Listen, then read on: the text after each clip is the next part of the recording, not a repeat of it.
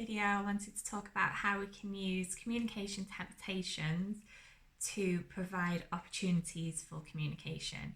So these temptations essentially refer to strategies that we can use and how we can manipulate and control the environment to provide opportunities for communication. So, for example, we might consider using toys that are a little bit difficult to use, so things like wind up toys, because that's going to provide opportunities to request help and to introduce vocabulary and words like wind, turn, and core words like that. We might also look at using boxes or toys that you have to unscrew the lid, so like these bubbles, and they might be a bit too tight for your child to unscrew themselves. So again, it's providing that opportunity. They're going to have to ask for help. They might use words such as open. Not only are we providing the opportunity for them to initiate that communication with us, but it's also providing the opportunity for us to model that language to them, whether that's verbally or the signs or on their piece of AAC, whether that's a communication board or electronic device.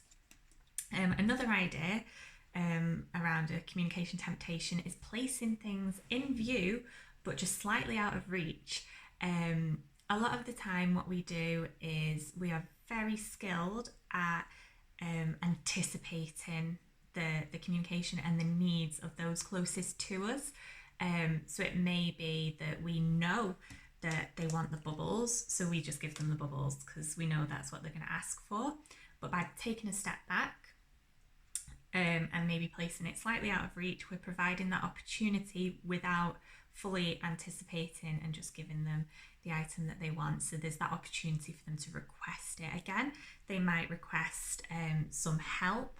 They might ask for the item itself, so bubbles. They might point and use non-verbal communication as well.